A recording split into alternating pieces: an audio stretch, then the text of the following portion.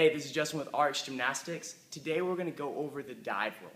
So before we can have a proficient dive roll, we got to have a very proficient forward roll. So if you remember, forward roll, I put my hands on the ground, chin to my chest, drive off my legs, and roll. Okay?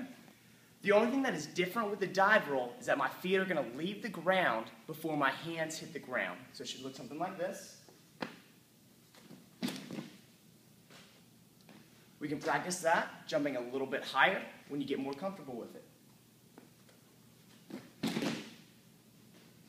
Remember, it's always important to keep your chin to your chest. Normally when you do dive rolls, especially in things like competition, you're going to be diving over something. So it's going to be important to have an object you can dive over.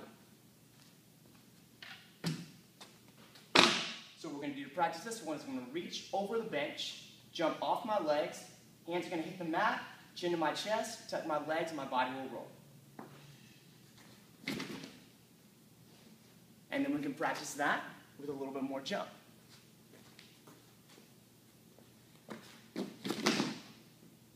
Notice how every time I go, my chin is tucking my chest. This is probably the most important thing that you can do in this movement. Once you feel comfortable with a smaller object, and you get really, really proficient and good at it, we're going to move to something a little bit taller. When I go to something taller, I'm going to have more power, so I'm going to have more of a run, a bigger jump off the ground, and a big extension dive. Remember, chin to your chest.